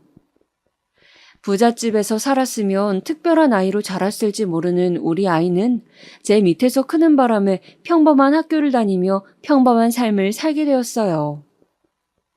그래도 성격이 활발하여 친구 관계에도 문제가 없고 학교 다니는 것도 재미있어 하더라고요. 저는 아이가 학교에 들어가서 손을 조금 덜 타게 되니 일을 늘려야겠다고 생각했습니다. 나중에 대학도 보내고 결혼도 시키려면 한 살이라도 젊을 때 열심히 벌어놔야죠. 그래서 저는 평일에는 식당 일을, 그리고는 주말에는 백화점에서 아르바이트를 했습니다. 아이가 혼자서 밥도 잘 차려 먹고 뭐든지 혼자서 척척 해내는 아이라서 다행이었어요. 그런데 아이가 10살쯤이던 어느 주말, 백화점 아르바이트가 끝난 후 집에 돌아와 보니 집안에 불이 다 꺼져 있더라고요. 저는 아이가 자는 줄 알고 방에 들어가 봤더니 아이가 불 꺼진 방 한 구석에 쪼그려 앉아 울고 있는 게 아니겠어요? 저는 너무 놀라 아이에게 달려갔습니다. 제가 수진아 하고 부르며 달려가자 고개를 파묻고 울던 아이가 퉁퉁 부은 눈으로 저를 올려다봤습니다.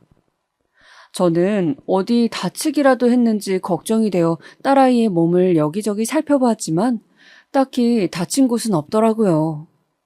제가 왜 그러냐고 무슨 일 있냐고 아이를 붙잡고 물어보자 아이는 침대 밑에서 무언가를 스르르 꺼내더군요.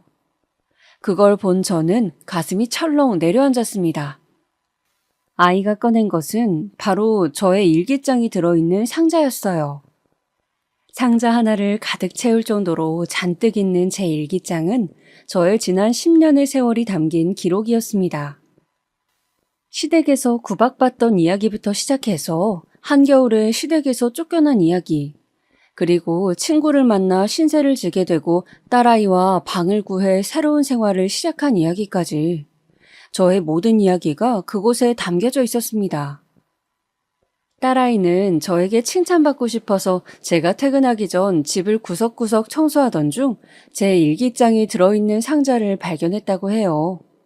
첫 번째 일기장을 펼치자마자 눈에 들어온 할머니의 충격적인 만행 때문에 도저히 일기장을 손에서 뗄 수가 없었다고 합니다. 그동안 자기는 왜 아빠가 없을까 궁금해했던 적이 여러 번 있었는데 이 일기장을 보자 아빠가 없어서 다행이라는 생각이 들었다고 하더라고요. 딸은 울면서 저를 와락 안더니 제 귀에 대고 속삭였습니다. 엄마, 할머니랑 아빠는 정말 나쁜 사람이야.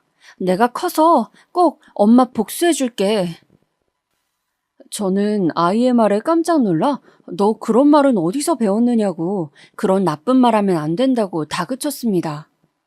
그런데 아이는 눈에 힘을 주고 씩씩대면서 말하더군요. 나쁜 사람한테는 나쁜 말 해도 돼. 내가 나중에 돈 많이 벌어서 엄마 호강시켜주고 할머니한테는 꼭 복수할 거야. 내가 꼭 약속할게, 엄마. 저는 아이가 얼마나 충격을 받았으면 지 아빠랑 할머니한테 복수한다는 말까지 할까 싶어 가슴이 미어졌습니다. 그리고 아이를 안고 등을 토닥이며 달랬습니다. 아니야, 수진아. 엄마는 복수 같은 거 필요 없어. 엄마는 수진이만 있으면 행복해. 제 말을 들은 아이는 제품에서 한참이나 서럽게 울더라고요. 저도 눈에서 눈물이 흐르는 것을 막을 수 없었습니다. 그리고 그 일이 있은 후 제 딸은 갑자기 나이에 비해 철이 확 들어버렸어요. 아직 10살밖에 안 된 아이인데 가끔 딸과 대화를 하다 보면 어른과 대화하는 느낌이 들 때가 종종 있었습니다. 어린 나이에 받아들이기 힘든 일을 알게 되다 보니 그 나이 때의 해맑음이 사라지고 성숙함만 남게 되어 아이에게 너무 미안했어요. 일기장을 못 보게끔 꼭꼭 숨겨놨어야 했는데 침대 밑에 숨겨놓으면 못 볼 거라고 생각한 제 자신이 너무 바보같이 느껴졌습니다. 아이에게만은 알리지 않고 싶던 진실이었는데 이게 다 멍청한 제 탓이겠죠. 그리고 아이는 그날 이후로 자기가 꼭 성공하겠다며 공부도 열심히 하고 뭐든지 더 열심히 하더라고요. 굳이 제가 신경 쓸 필요도 없이 스스로 뭐든지 다 잘해주었습니다. 그리고 몇 년이 흘러 제 딸은 대학생이 되었습니다. 아이는 대학에 진학해서는 공부도 열심히 했지만 외모를 가꾸는 것에도 관심이 많더라고요. 옷 입는 것에도 관심이 많고 외모가 예쁘다 보니 지나가다 모델 제의나 길거리 캐스팅을 받는 일도 많았습니다. 등록금을 보탠다고 카페 아르바이트를 하던 딸아이는 피팅 모델 일이 돈을 더 준다며 모델 일을 시작하게 되었어요. 몇 번 해보다 보니 적성에 너무 잘 맞는다며 점점 일을 늘리더라고요. 그러다 보니 아무래도 학업에 소홀해질 수밖에 없었어요. 걱정이 된 저는 몇 번 잔소리도 해보았지만 소용이 없었습니다. 그러던 중 아이가 충격적인 말을 하더라고요. 엄마, 나 아무래도 이게 내 길인 것 같아. 학교는 그냥 때려치울래. 나도 내 쇼핑몰 차려서 돈을 벌 거야. 저는 학교를 때려치우겠다는 아이의 말에 사색이 되었어요. 남들이 부러워하는 좋은 학교에 입학해놓고 때려치우겠다뇨. 너 그러다가 쇼핑몰 잘 안 되면 어떡할 거냐고. 그래도 대학 졸업장은 있어야 취업할 거 아니냐고 다그쳐보았지만 딸아이의 고집이 어마어마하더라고요.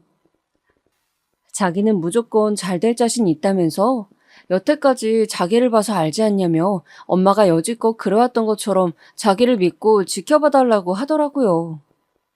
저는 정말 하늘이 무너지는 것 같았지만 여태까지 스스로 뭐든지 잘해온 제 딸이었기 때문에 한 번만 믿어보기로 했습니다.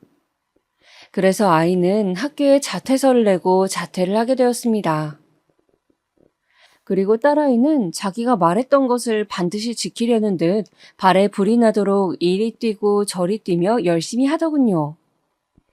매일 아침 동대문에 가서 옷을 떼오고 본인이 직접 입고 직접 사진을 찍어 홈페이지에 올리더라고요.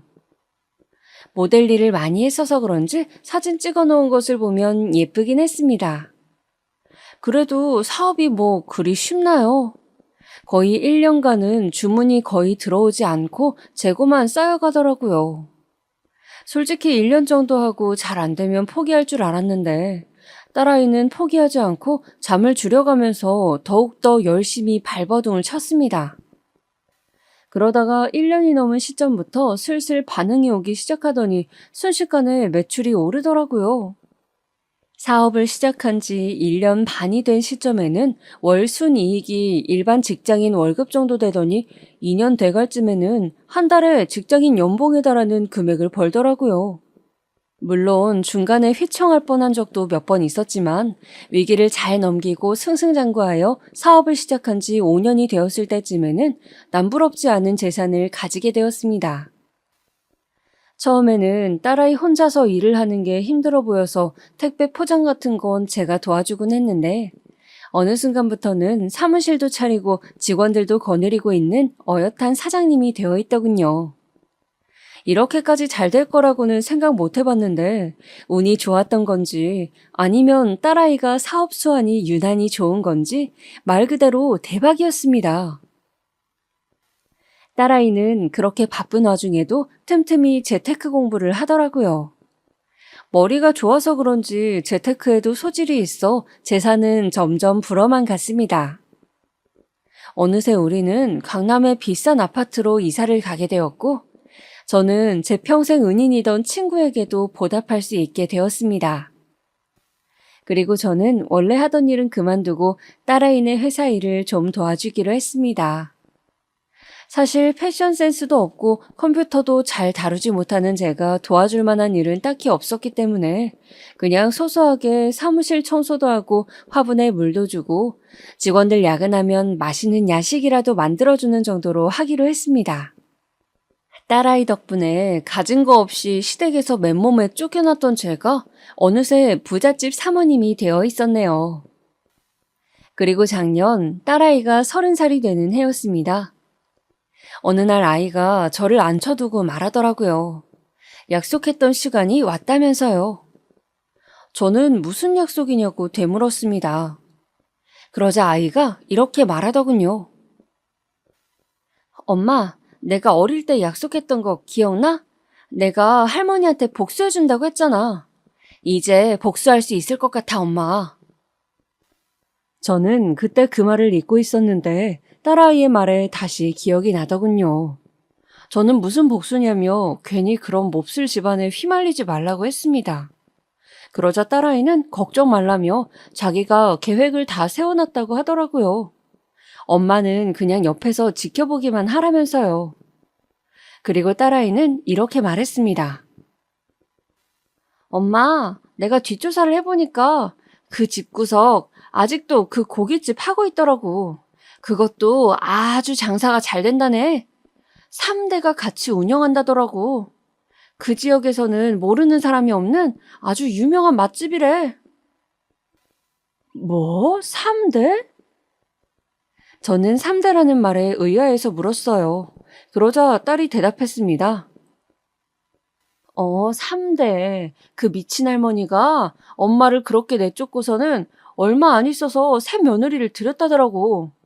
그리고 그 며느리가 아들 손주를 낳았고. 나쁜 사람들은 벌 받아야 되는데 왜 그런 사람들이 잘 먹고 잘 사는지 몰라? 아무튼 엄마, 나 내일 그 식당 찾아가기로 했어. 내가 어떻게 하는지 잘 두고 봐. 딸아이는 신난 듯 얘기하더라고요. 저는 걱정이 되었지만 내 딸이니 믿어보기로 했습니다. 그리고 다음날 아이는 할머니의 식당에 다녀왔습니다. 지방에 있어서 거리가 멀다 보니 새벽 일찍 나갔는데 밤 늦게서야 들어오더라고요. 저는 딸아이 걱정에 잠도 못 들고 기다리다가 활짝 웃는 얼굴로 콧노래를 부르며 들어오는 딸아이를 거실에 앉혀놓고 꼬치꼬치 물어보았습니다. 어떻게 되었냐고요. 딸아이는 웃기다는 듯 한바탕 웃음을 터뜨리니 저에게 말해주더군요. 엄마, 내가 차 끌고 갔잖아. 거기 식당에 갔는데 발레 파킹 해주는 사람이 아빠더라? 내가 얼굴을 미리 조사해둬서 한눈에 알아왔지.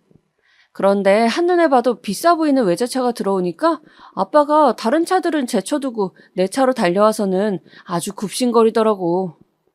아주 웃겨 정말. 차에 기스라도 날까봐 초조해하던 그 모습 엄마도 봤어야 됐는데. 엄마가 봤으면 아주 웃겨서 자지러졌을 거야. 저는 비싼 차를 보고 남편이 굽신거렸다는 말을 듣고 웃겨서 저도 모르게 웃음이 피식 나왔습니다. 그러자 딸아이는 뒷얘기도 마저 하더군요. 그리고 내가 식당에 들어가서 다짜고짜 사장님 좀 뵙자고 했지. 솔직히 직원들이 안 된다고 할 줄 알았는데 내 차림새 보더니 안절부절하면서 바로 할머니를 데려오더라고. 내가 일부러 나 부자요 하는 느낌으로다가 입고 갔는데 그게 효과가 있었나 봐. 그리고 할머니가 나왔는데 날 알아보지 못하고 방으로 가자고 하더라고. 그리고 이어진 딸의 얘기에 따르면 방에서 할머니에게 내가 할머니 손녀딸이라고 밝히자 처음엔 믿질 않았다고 하더라고요. 거지처럼 살고 있을 줄 알았던 손녀딸이 부티를 폴폴 풍기면서 나타나자 당연히 믿을 수 없었겠죠.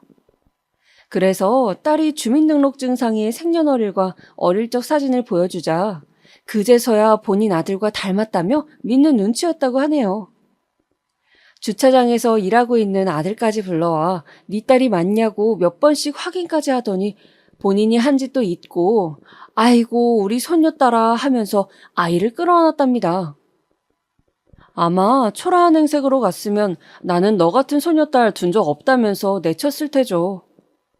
딸아이는 할머니와 아빠가 너무 보고 싶었다면서 반가워하는 연기를 했다고 해요.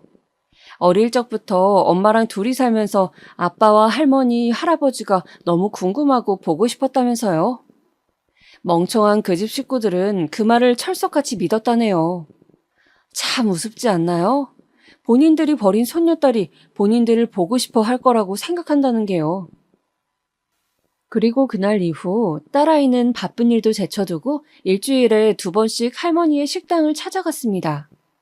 보고 싶었던 가족들을 오랜만에 만난 눈물겨운 사연의 주인공인 척 하면서요. 그러면서 할머니와 아빠에게 은근슬쩍 이런 말을 흘렸다고 합니다.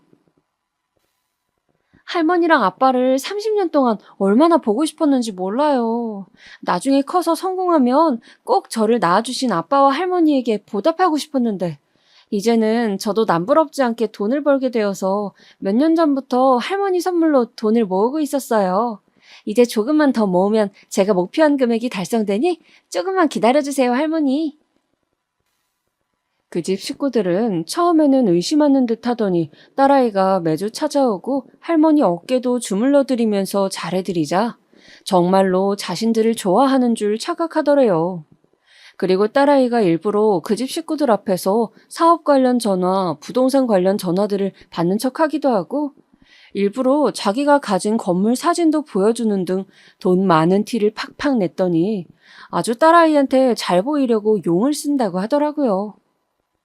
아마도 저렇게 건물도 몇 채나 가지고 있는 딸아이가 몇 년째 모으고 있는 돈이라고 하니 어마무시한 금액이라고 생각하고 있는 거겠죠.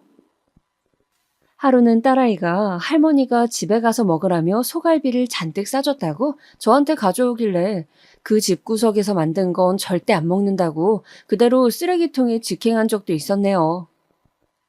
딸아이는 거의 몇 달에 걸쳐서 그 집에 드나들면서 할머니와 아빠의 신뢰를 완벽하게 얻어냈습니다. 도대체 무슨 짓을 하려고 싫어하는 사람들한테 저렇게 아양 떨어가며 그 오랜 시간을 공을 들였는지 너무 궁금했어요. 궁금증을 못 참고 딸아이에게 물어보자 믿을 수 없는 이야기를 하더군요. 알고 보니 제 딸이 그 집 식구들을 그렇게 공을 들여 구워 삶은 건 다 이유가 있더라고요. 정확한 금액은 이야기하지 않고 마치 큰 재산을 줄 것처럼 기대감을 높여놓은 다음에 그 인간들이 가지고 있는 것들을 하나씩 내려놓게 했답니다. 할머니한테는 식당 일 하시는 거 힘들어 보이시는데 연세도 있고 쉬시는 게 좋지 않겠냐는 식으로 구슬렸다네요. 그 할망구는 손녀딸이 그렇게 얘기하자 자기한테 준다던 그 돈으로 편하게 먹고 살라는 뜻인 줄로 지레짐작하여 식당을 처분하고 있다고 하고요. 그 집 손주는 어렵게 대기업에 들어갔는데 회사 다니는 거 정 힘들면 내가 한 자리 마련해 줄 수 있는지 한번 알아볼 테니 그만두는 것도 생각해 보라는 식으로 말했답니다. 엄마는 다르지만 그래도 내 동생인데 그 정도 노력은 해줄 수 있다면서요. 강요는 아니니 네가 선택하라고 하면서 지나가는 말로 얘기했다네요. 그놈도 그 말에 솔깃해서는 얼마 전 회사에 사직서를 냈다고 하더라고요. 저는 딸아이가 너무 큰일을 벌이는 것 같아 걱정이 돼요. 너 어쩌려고 그래? 진짜로 그거 다 해줄 거야? 라고 물어봤더니 이렇게 대답하더라고요. 엄마, 내가 바보도 아니고 내가 할머니한테 돈 모아서 준다고만 했지 정확한 금액도 얘기한 적 없는데 할머니가 괜히 설레발쳐서 저러는 거야. 내가 언제 할머니한테 식당 그만두면 책임진다고 했어? 그냥 연세도 많으니 쉬시는 게 좋아 보인다고만 했지. 늙어서도 돈 욕심에 눈이 멀어가지고는 확실하지도 않은 얘기에 멍청한 짓 하는 건 할머니 본인의 선택이야. 그리고 그 동생인지 뭔지 그 자식도 참 멍청해.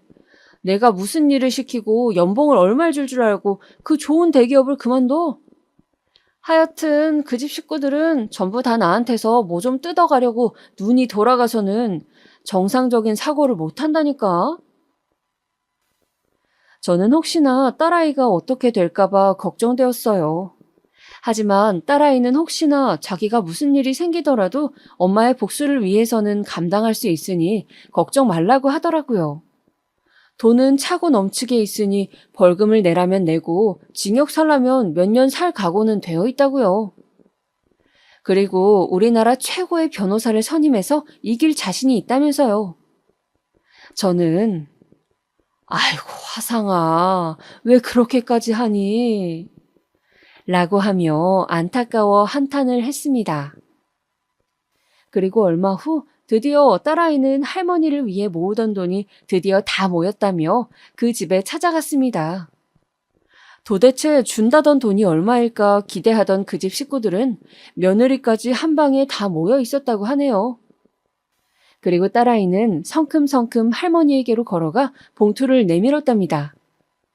할머니는 봉투를 열어보지도 않은 채 아이고 고맙다. 정말 고마워. 라고 하면서 눈물을 흘렸다고 하네요. 그리고 가족들의 궁금해하는 눈초리에 봉투를 열어본 할머니는 그 자리에서 굳어버렸다고 합니다. 믿어지지 않는지 봉투를 탈탈 털어보았지만 반전 같은 건 없었다네요. 그래서 제가 딸아이에게 물었습니다. 도대체 봉투에 얼마를 넣은 거냐고요? 얼마를 넣었냐고? 맞춰봐, 엄마. 저는 도저히 알 수가 없어서 1,000만 원? 이라고 했더니 딸아이가 크크 웃으면서 말하길. 엄마 미쳤어? 그 집 구석에 무슨 1,000만 원이나 줘? 10만 원이면 떡을 치지. 10만 원 줬어, 10만 원. 저는 너무 황당해서 벌어지는 입을 다물 수가 없었습니다. 그런데 딸아이가 이어서 하는 말이 더 가관이었습니다. 아니, 할머니가 나보고 이게 다냐고 물어보길래 내가 뭐라고 했는 줄 알아? 할머니, 30년 전에 우리 엄마한테 10,000원 던져주면서 이거면 충분하다고 했다면서요. 제가 워낙에 할머니를 존경하니까 할머니 말씀대로 충분한 금액을 넣었어요. 30년 전에 10,000원이었으니까 지금 시세로는 10만 원 정도 되는 거 맞죠? 아유, 갓난아기 안고 맨몸으로 나간 엄마한테도 10,000원이면 충분하다고 하셨는데 설마 집도 있고 돈도 많은 할머니가 이게 부족하다고 하진 않으시겠죠? 그 말을 들은 그 집 식구들은 완전히 뒤집어지고 난리가 났답니다. 할머니는 뒷목을 잡고 쓰러지는 척을 했다네요. 여기저기서 쌍욕이 날라오고 아주 가관도 아니었답니다. 그러자 옆에 있던 이복 동생이 급하게 제 딸아이를 붙잡고서는 누나, 그럼 나 한 자리 해주겠다면서 그건 맞는 거지? 라고 하길래 제 딸아이가 이렇게 대답했답니다. 아, 그거? 안 그래도 알아봤더니 너한테 줄 만한 자리가 없더라고. 우리 회사에서는 너처럼 공부만 잘하는 안경잡이보단 좀 센스 있고 창의적인 인재가 필요하거든. 그리고 너는 무슨 애가 채용 확정도 안 된 회사를 뭘 믿고 사직서를 내니? 너도 참 한심하다. 그러자 이복 동생은 화를 주체 못하고 제 딸아이를 때릴 듯 위협했다고 하네요. 그러자 딸아이는 그 집 식구들에게 내 몸에 손 하나라도 대면 바로 폭행죄로 고소하겠다고 으름장을 놓았다고 합니다. 돈 많은 제 딸아이에게 고소당하는 건 또 무서운지 머리채를 잡아뜯으러 달려오던 할머니까지 걸음을 멈추었다네요. 그리고 할머니는 그제서야 소리를 지르며 실체를 드러냈다고 합니다. 야, 이 개 같은 년아. 그년 뱃속에 있던 네가 그럼 그렇지? 인연이 이렇게 우리 집안을 풍비박산을 내는구나. 30년 전에 콱 얼어 뒤져버렸어야 했는데 돈 좀 있어 보이는 꼬라지에 홀라당 속아 넘어가 버렸구나. 아이고 내 팔자야. 아이고 내 신세야. 딸아이는 아비규환이 된 그 집 사람들 사이에서 태연하게 일어나 방문을 닫고 나왔다고 합니다. 방 안에서는 할머니의 울부짖는 소리가 들리고 아빠와 이복 동생이 소리를 지르며 쫓아나왔지만 유유히 차에 올라타서 출발했다고 하네요. 그리고 집으로 돌아오는 길에는 너무 신난 나머지 창문을 열고 큰 소리로 노래를 부르면서 왔다고 웃으면서 얘기하더라고요. 저는 너무 황당한 나머지 헛웃음만 나왔어요. 이 못 말리는 딸아이를 어떻게 해야 할까요? 제 딸이지만 정말 이런 특이한 애가 어디서 나왔나 신기하더라고요. 그런데 딸아이가 저에게 얘기를 하면서 고소하다고 배꼽을 잡고 푸하하하 웃자 저도 모르게 웃음이 터져나왔습니다. 그리고선 저도 배를 부여잡고 주저앉아 미친 듯이 웃었네요.